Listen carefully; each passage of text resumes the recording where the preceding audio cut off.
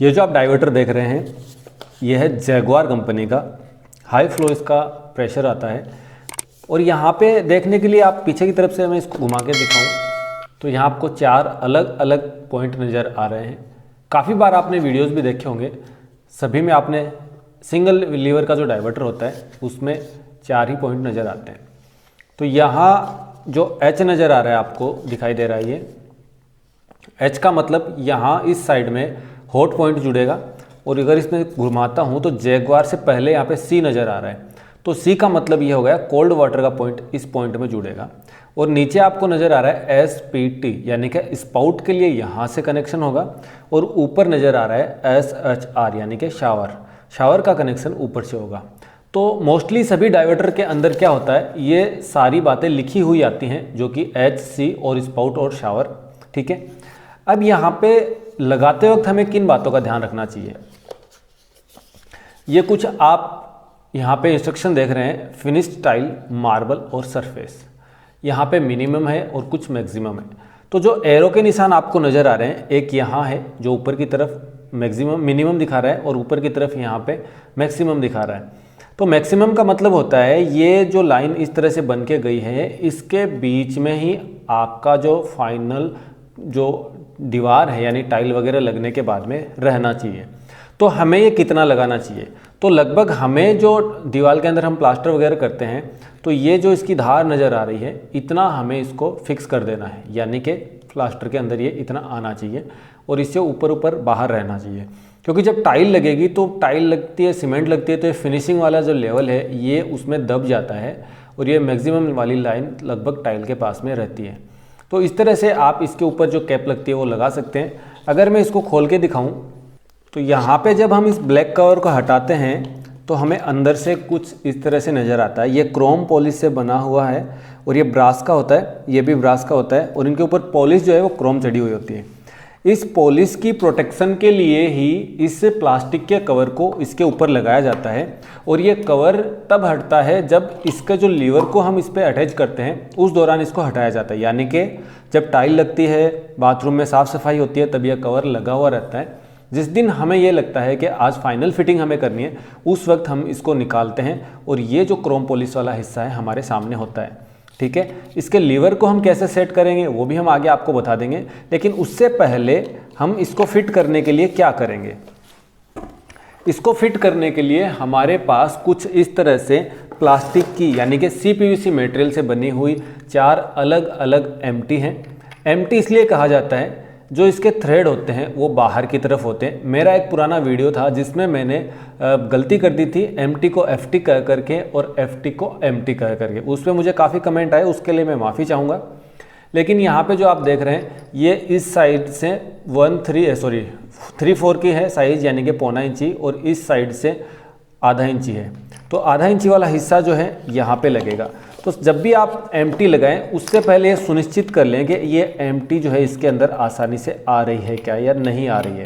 तो मैं यहाँ पे देखता हूँ तो ये पूरी यहाँ पे टच हो रही है, ये भी यहाँ पे लग रही है। इसको लगा कर देखते हैं।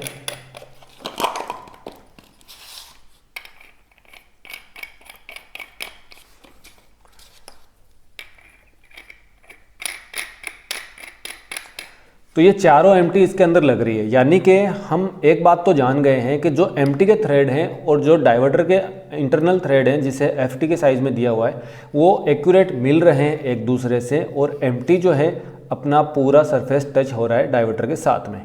अब हम ये कवर वापस लगा देते हैं ताकि काम करने के दौरान हमारी जो क्रोम की पॉलिश है इस पर वो गंदी ना हो जाए।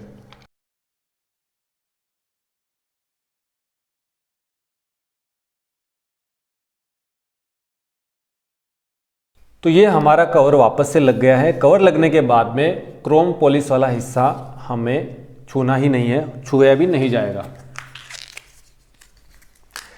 अब ये एम्प्टी और डाइवर्टर को फिक्स करने के लिए यहाँ पे मेरे पास एमसिल की एक टेफ्लॉन टेप है जिसकी मदद से इस थ्रेड के ऊपर हम इसको चढ़ाएंगे और थ्रेड पर लगाने के बाद में इसके अंदर टाइट कर देंगे।